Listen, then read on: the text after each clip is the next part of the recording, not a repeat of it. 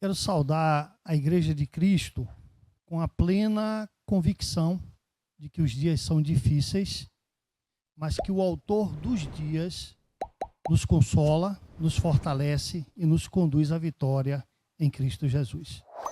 Antes de ministrar a palavra, eu gostaria de externar mais uma vez o meu agradecimento à Igreja Pérola, pelo tempo que eu fui seminarista e validado por essa igreja, em apoio também à Igreja Batista Betânia, em Santo Antônio de Jesus, né?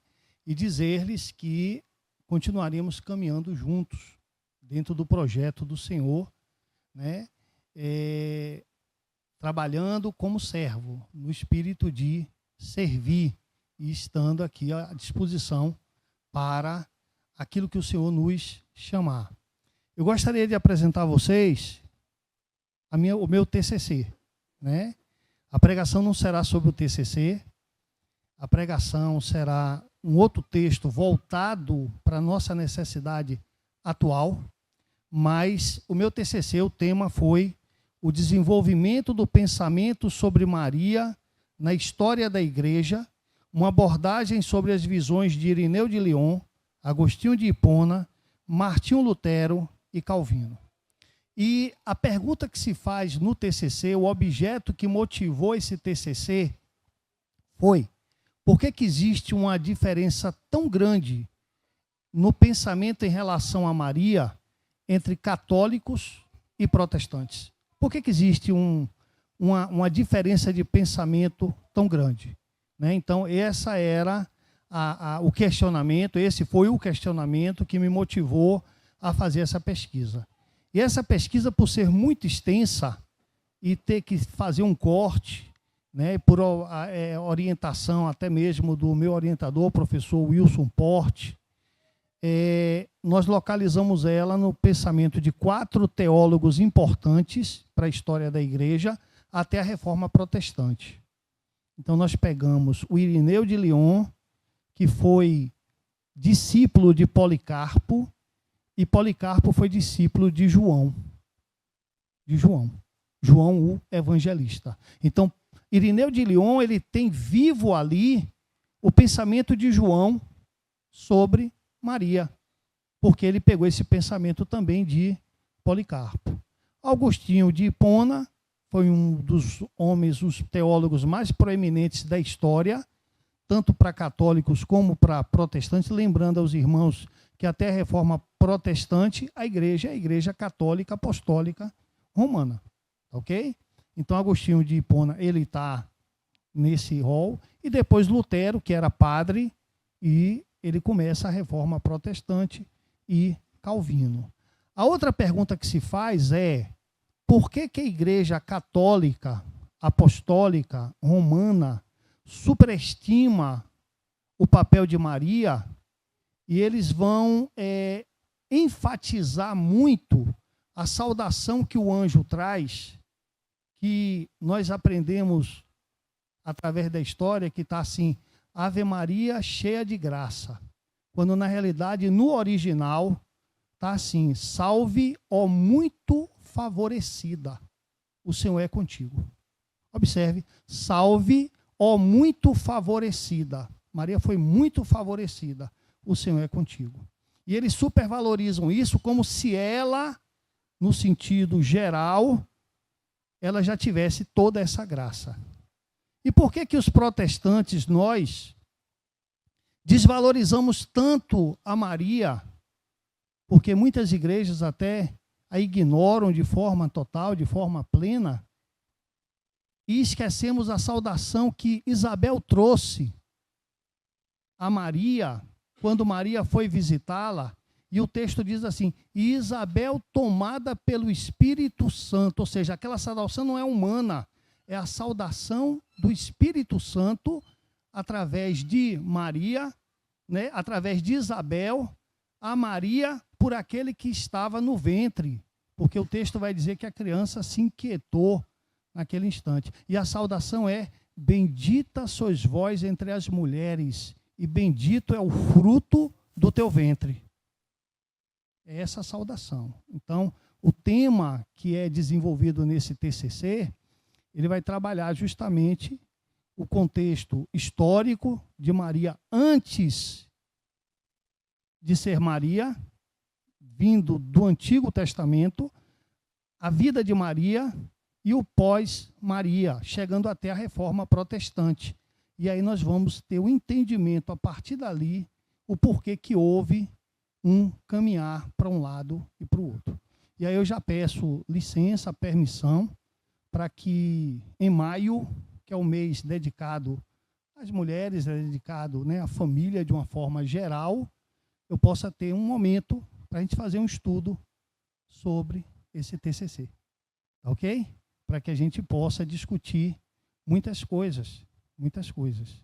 Não quero antecipar nada, mas foi um momento de muita luta, muita oração e muitos questionamentos, né, a respeito do que como a gente conduz. E até mesmo de pedir perdão, digamos assim, ao Senhor, por ter caminhado muitas vezes sem ter valorizado e visto a importância desse papel. Uma vez que eu venho do catolicismo, minha formação de estudo era toda em escola regida por padres, então eu tinha um conhecimento. E muitas vezes a gente vê que aquilo tudo que acontece, da forma como acontece, como muitas das regras que hoje muitas igrejas têm, não estão na Bíblia, mas é para conter alguma coisa que vinha do outro lado, né? Então, com o tempo nós vamos. Eu vou passar esse trabalho às mãos do pastor, para que possa ser anexada à biblioteca da igreja, à secretaria da igreja, e vou disponibilizar também em PDF, para que possa ser distribuído com aqueles irmãos que queiram ler, né, o trabalho, ok? Em nome da igreja, muito obrigado. Tá bom? Que Deus abençoe. Eu que agradeço. Então, o tema da nossa pregação de hoje, ele vai estar em Filipenses, capítulo 4, a partir do versículo 4. E tem a ver com tudo que foi apresentado hoje aqui nos cânticos, tem a ver com a saudação que nós trouxemos aqui para os irmãos, e tem a ver também com a nossa história nos dias de hoje, embora nós tenhamos que entender o contexto em que foi apresentado e pregado. Então, Filipenses capítulo 4, a partir do versículo 4 até o versículo 7, vai nos dizer assim: alegrai-vos sempre no Senhor, outra vez digo, alegrai-vos, seja a vossa moderação conhecida de todos os homens, perto está o Senhor. Não andeis ansiosos de coisa alguma, em tudo, porém, sejam conhecidas diante de Deus as vossas petições pela oração, pela súplica, com ações de graças. E a paz de Deus, que excede todo o entendimento, guardará o vosso coração e a vossa mente em Cristo Jesus. Que o Senhor tenha misericórdia de nós e aplique a sua palavra, utilizando quem fala e quem ouve, para a honra e glória do seu próprio nome. Meus queridos, o homem que escreve essa carta, Paulo, quando ele escreve essas palavras de encorajamento à igreja, e não somente à igreja de Filipos, né, mas a todas as igrejas posteriormente, esse homem ele está passando por momentos de muita aflição, muita dor. Ele está preso, ele está caminhando, digamos assim, para a morte. Ele está vivendo dias de dificuldade. Mas o que ele está passando para a igreja nesse momento, a mensagem que ele está trazendo para a igreja nesse instante, é que as aflições que ele estava vivendo, as dificuldades, os problemas pelos quais ele estava passando, eles não podem desviar em momento algum o foco do alvo para o qual ele está se dirigindo. A vida plena, a vida na posteridade, a vida junto ao Senhor, ela é muito melhor, ela é muito mais poderosa, ela é muito mais abrangente do que aquele período de tempo que a gente está vivendo aqui. É por isso que num determinado texto ele vai falar a nossa leve e momentânea tribulação. Leve e momentânea tribulação, né? Isso é pequeno, é pouco diante daquilo que o nosso Senhor, do que o próprio Jesus Cristo passou. Então, o foco, a determinação, como é? Exatamente, apedrejado, né? O pessoal até brinca dizendo assim que Paulo, quando chegava numa cidade, ele não perguntava assim, vem cá, onde é a pousada? Não, qual é a delegacia daqui? Como é que é? Porque ele já sabia que ia parar por lá, né? Então, é essa a realidade desse homem que está trazendo essa questão e dizendo assim, olha, que isso não seja motivo para que vocês venham viver ansiosos. Essa versão que eu li é Almeida Revista e Atualizada. Se você pegar a versão da Fiel corrigida, ele não vai dizer não andeis ansiosos, vai dizer não andeis inquietos. Né? Inquietos. Então, o termo também pode ser traduzido como inquietação. Mas o que eu quero que vocês entendam, antes da gente trabalhar um pouco mais desse texto, é que muitas vezes nós confundimos a ansiedade que está sendo apresentada aqui com a doença ansiedade. E às vezes você pega uma pessoa que está com a doença ansiedade e diz, isso é falta de fé. Não, não é falta de fé. Aquilo ali é falta de serotonina, de dopamina, porque ali é uma doença, ali é um problema. Então precisamos fazer uma diferença entre o que é ansiedade, doença, ou depressão, doença, ou reação aguda ao estresse por uma situação, né, que o indivíduo pode já ter um quadro ansioso e desencadear um agravamento, do que essa ansiedade que Paulo está trazendo aqui. Porque a ansiedade, doença, ela é um transtorno neuroquímico cerebral. A pessoa tem uma deficiência de determinadas substâncias. E elas vão estar ansiosas independentemente da situação. Às vezes você pergunta a uma pessoa que tem um problema de ansiedade, por que você está ansioso? Ela fala, não sei, minha vida está boa, meu casamento está bom, minha família está boa, a situação financeira está boa, mas eu sou assim mesmo. Isso é ansiedade. Né? A pessoa tem ataques de pânico, está caminhando na rua, de repente vem aquela taquicardia, aquela falta de ar, aquela sensação de morte, e as pessoas dizem, isso é frescura. Não, é doença, é uma deficiência, é um problema que a pessoa tem. Às vezes a pessoa está vivenciando uma perda muito significativa, mas ela já tem um transtorno de base, e por conta desse transtorno de base, ela desencadeia um quadro de depressão. E esse quadro de depressão, muitas vezes é confundido até naquele momento, porque, não, ela teve uma perda, possa ser que seja isso. Mas tem pessoas que não passaram por momento nenhum, situação nenhuma, dificuldade nenhuma, problema nenhum, mas estão depressivas, vivem chorando, vivem mergulhadas no quarto, se isolando da sociedade, se escondendo, com crise de choro, labilidade emocional. Assiste muitas vezes uma novela e sai dali chorando, mesmo sabendo que aquilo ali não é real. Vê uma cena onde um indivíduo passa por alguma situação difícil e ela desaba em água, porque é como se ela estivesse se identificando com aquilo. Isso é um quadro de depressão. E isso aí precisa de tratamento. Precisa usar medicação, precisa de terapia, precisa de aconselhamento, precisa de uma série de coisas. Isso é uma doença. Mas não é disso que Paulo está falando. Então, quando a gente olha para esse texto, é importante que a igreja tenha aquele olhar de compaixão com relação às pessoas que têm depressão, que têm ansiedade, e procure ver qual é o tipo de situação que está gerando aquilo ali.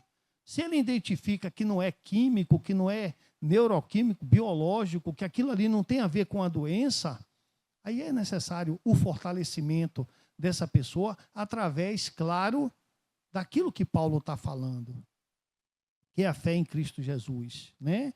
Quando ele diz assim, que é muito interessante, quando ele fala assim, o versículo 4, versículo 4, alegrai-vos sempre no Senhor, outra vez vos digo, alegrai-vos, seja a vossa moderação conhecida de todos os homens, perto está o Senhor. Essa palavra, perto está o Senhor, ela é fundamental, porque o próprio Jesus, quando partiu, ele disse, eis que estou convosco. Então você precisa tomar posse desse entendimento, que Jesus, o Deus que nós cremos, ele não é um Deus que está distante, ele é um Deus que está ali, que está perto, que está em você.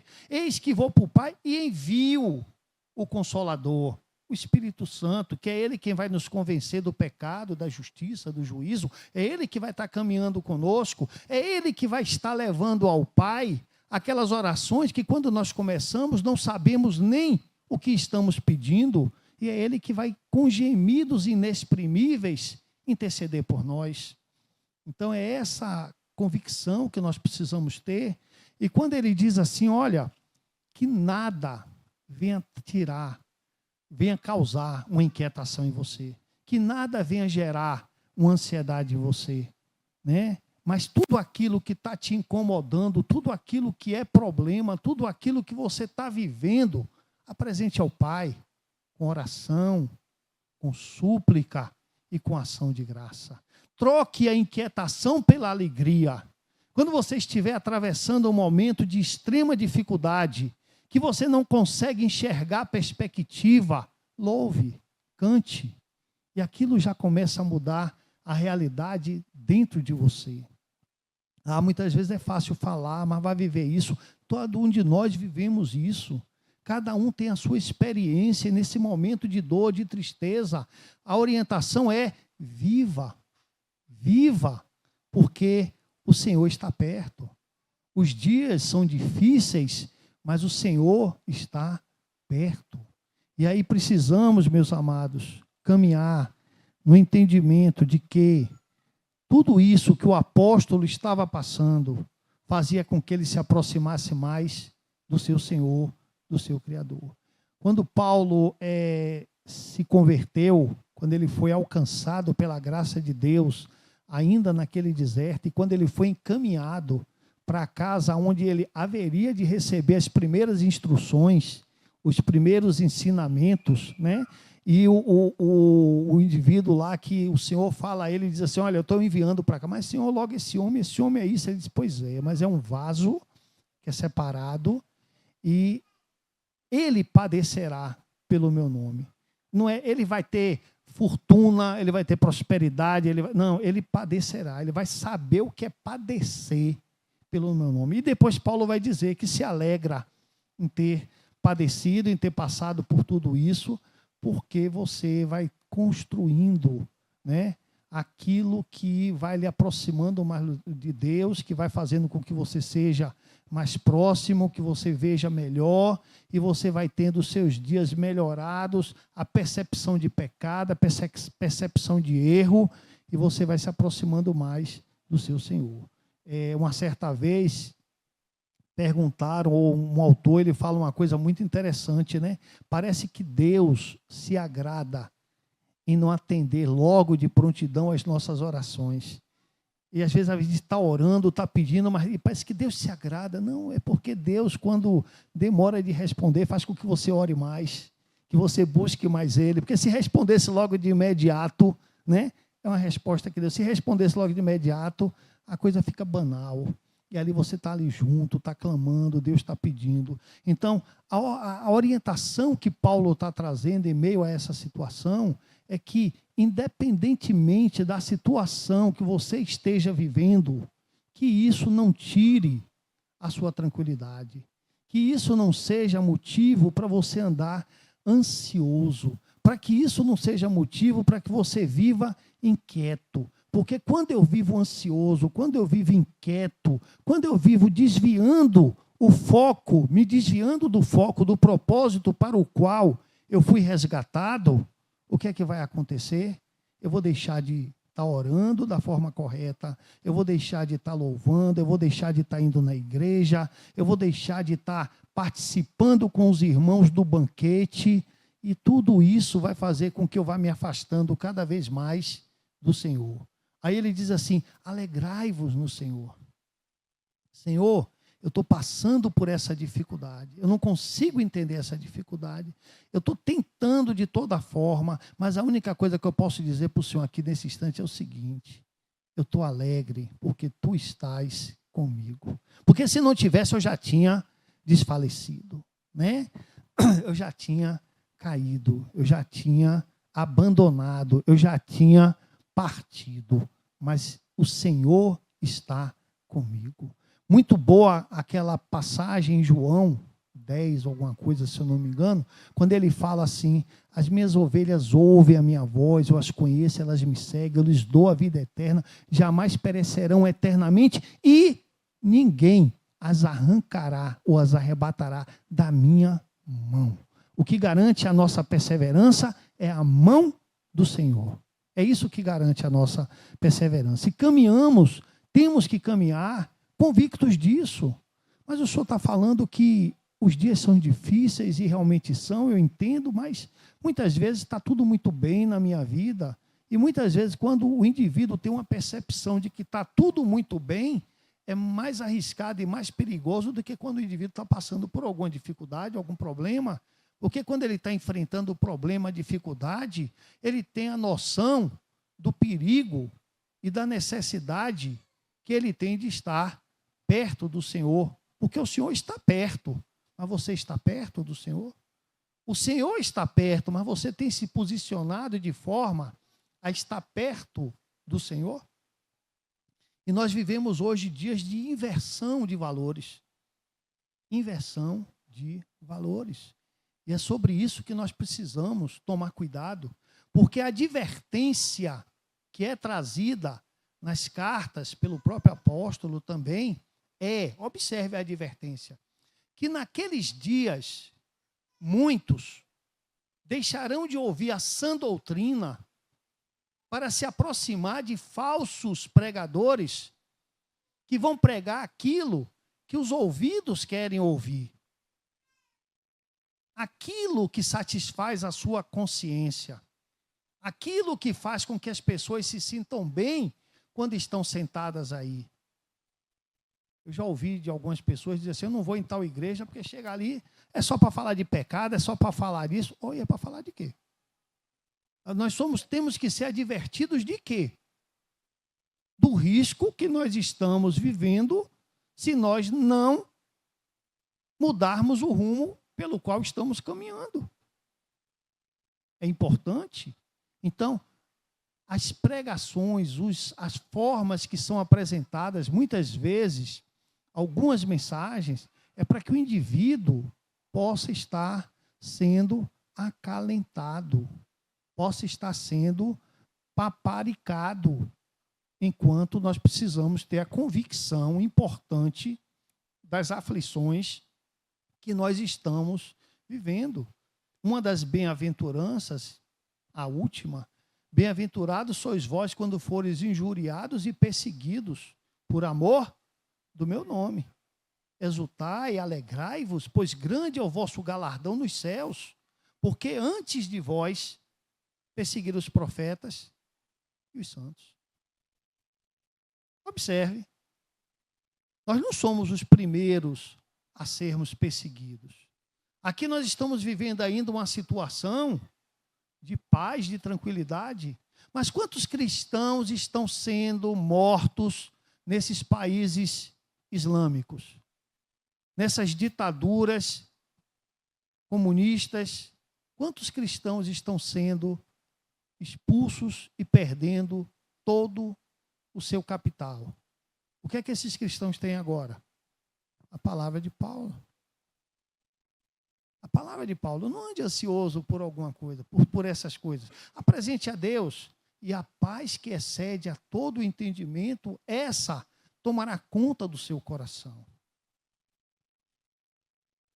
Estamos vivendo dias de inversão de valores. Falei isso para vocês.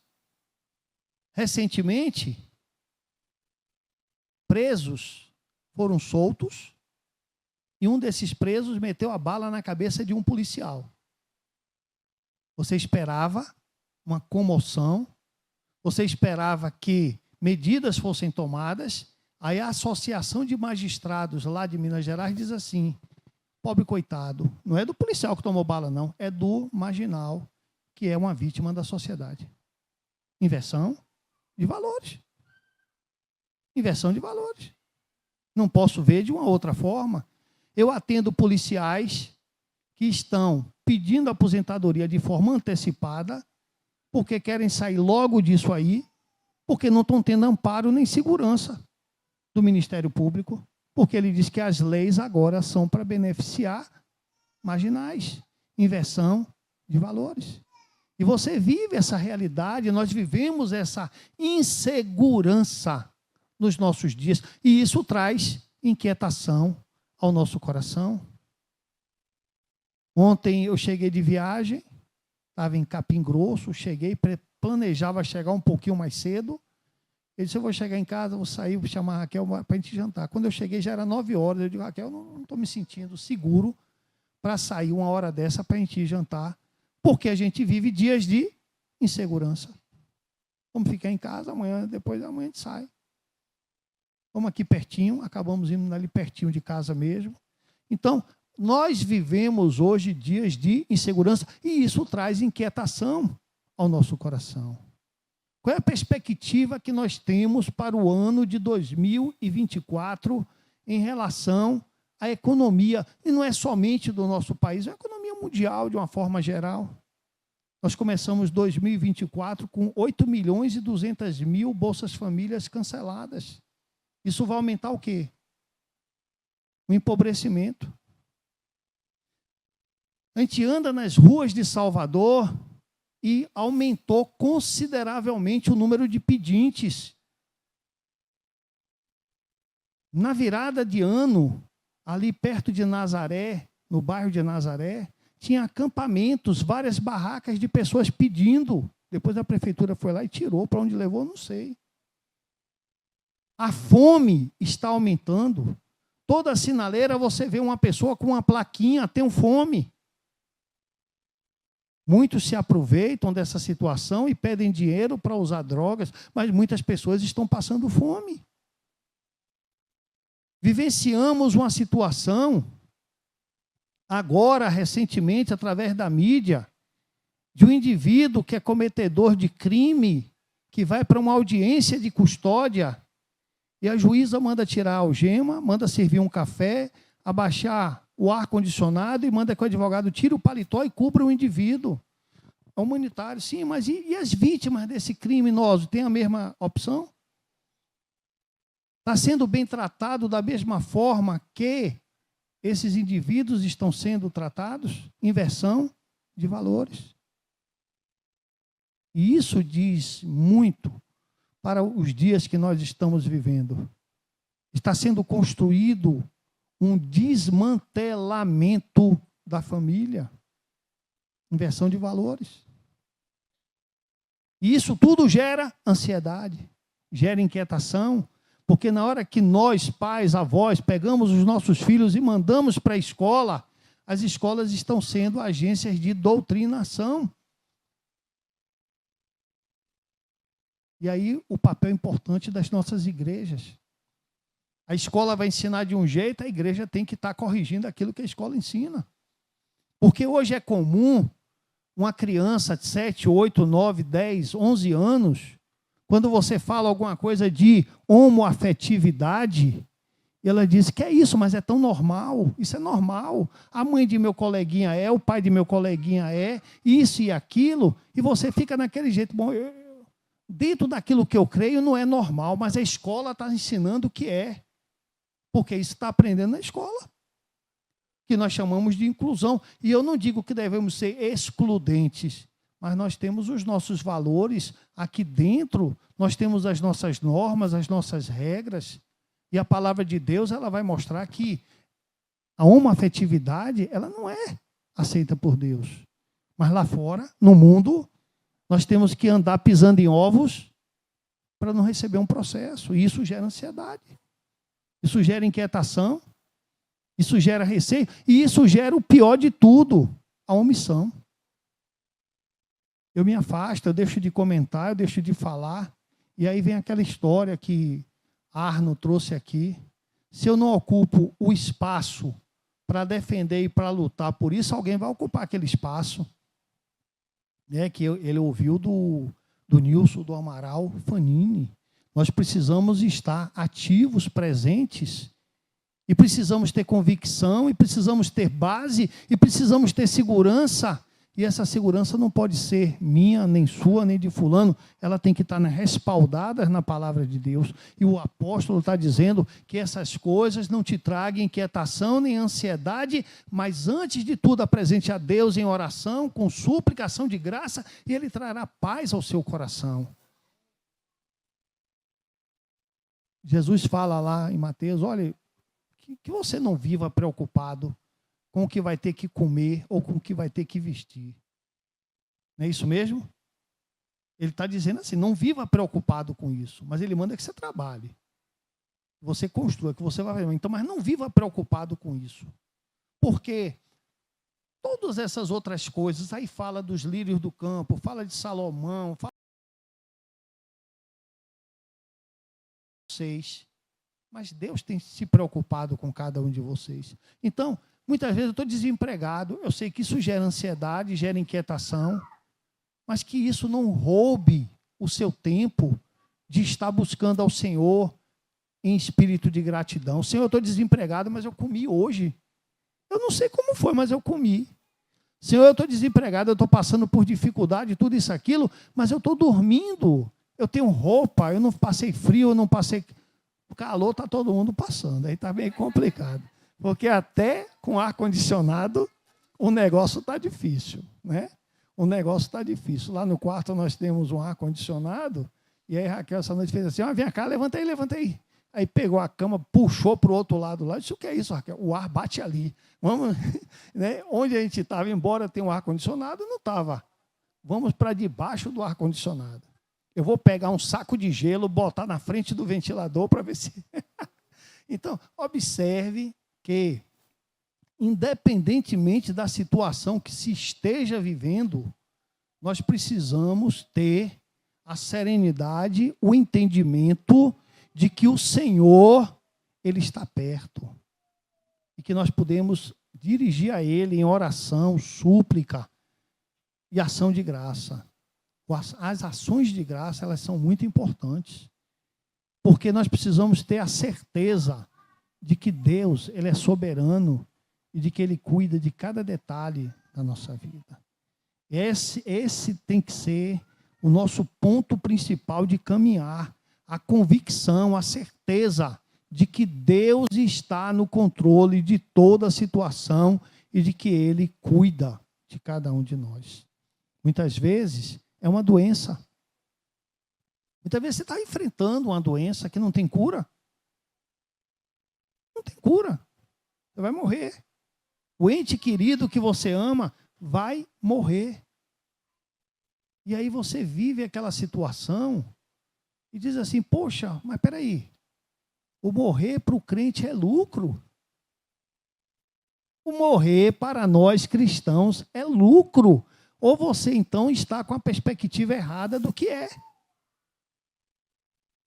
Pastor, vi uma declaração do pastor Russell Shedd, que morreu com câncer e estava vivenciando uma situação de muita dor, porque o câncer provocava muita dor. E alguém chega para ele e vai conversar com ele e questiona. Como é que o senhor, um homem de Deus, um homem que dos que mais contribuiu aqui no Brasil para a propagação do Evangelho, e Deus, seus últimos dias vão ser assim. O mundo pensa assim. E ele disse, Deus me deu uma grande oportunidade de, com o sofrimento, estar mais próximo dele. Eu estou voltando para casa. Ou seja, tudo isso aqui, todo esse sofrimento, levou o meu coração a querer não estar mais aqui. Eu quero estar lá. Mas, sinceramente, quantos querem estar lá hoje? Senhor, eu quero estar lá, mas dá mais um tempinho aí, porque a coisa está boa. Mas se você tivesse na condição daquele pessoal que está agora como vítimas do sequestro do Hamas, sendo estuprada, violentada, agredida, você está querendo viver ou está querendo morrer?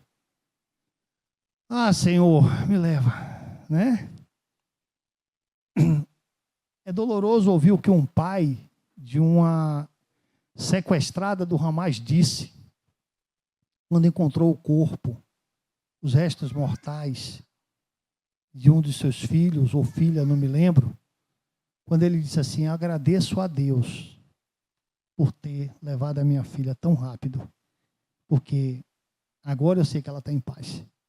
Mas na mão daquele pessoal estava sofrendo. Inversão de valores. O Hamas é um grupo terrorista. tem causado atrocidades na região, no mundo de uma forma geral. Mas a ONU não reconhece eles como grupo terrorista. É um movimento de libertação da Palestina. E agora, recentemente, a África do Sul, os países árabes, Venezuela, Bolívia, Nicarágua, África do Sul e Brasil manifestaram apoio ao Hamas contra Israel. Inversão de valores. Mas o que mais me choca é que algumas igrejas também estão começando a adotar uma postura antissemita, anti-Israel. Por conta de quê? Porque convicção bíblica? Não. Teologia liberal. Teologia liberal. As igrejas estão sendo infiltradas de pessoas que vão dizer que é possível ser cristão e ser comunista. É totalmente impossível. É possível ser cristão e ter uma ideologia de esquerda. É impossível, não tem como. Ou você é um ou você é outro. É impossível servir a dois senhores.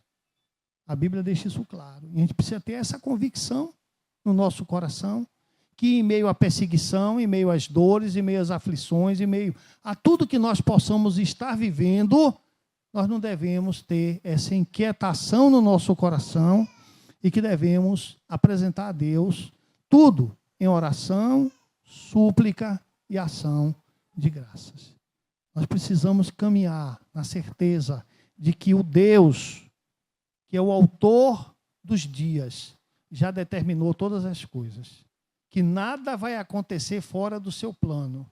E hoje eu vinha ouvindo no rádio, no WhatsApp, né, uma mensagem no rádio do carro, porque joga para lá, né, e ele falava o seguinte: cientistas se reuniram, fizeram uma declaração, ainda vou procurar a veracidade total dessas informações, mas eles disseram o seguinte, que a Terra está para entrar num colapso e que os oceanos estão morrendo. O que eu pergunto de veracidade é se esses cientistas se reuniram, porque a Bíblia diz que 1/3 dos seres marinhos vão morrer e que o colapso está aí. A Bíblia fala de terremoto, a Bíblia fala de um grande astro que cairá na terra. Então, tudo isso aí para a gente não pode ser motivo de aflição, tem que ser motivo de certeza. Tudo que se falou está se cumprindo e o Senhor está perto.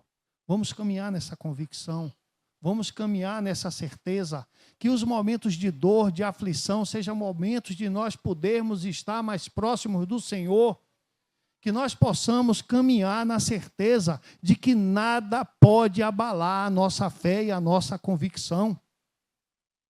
Que possamos acreditar nas palavras do Senhor, quando Ele diz que volta para nos buscar. Que possamos ter essa certeza, mesmo que as pessoas digam assim, essa promessa aí já tem mais de 2000 anos. Não. Podia ter 10.000 anos, para mim é a mesma coisa. O Senhor disse que vai voltar e Ele vai voltar. O Senhor disse que vai me buscar e eu vou com Ele. E os momentos de dor, de aflição, que sejam momentos de alegria e de gozo, porque o Senhor está perto. Que Ele possa aplicar essa palavra no nosso coração e nos pegar pela mão naqueles momentos que possivelmente possamos fraquejar. Por quê? Porque Ele também diz lá em Mateus que a aflição daqueles dias seriam tão grandes e, se possível fora, né, até mesmo os eleitos iriam fraquejar. Por isso Ele abrevia tais dias. O Senhor tem cuidado de nós e o Senhor está perto. Que Deus possa abençoar a palavra aplicada no nosso coração.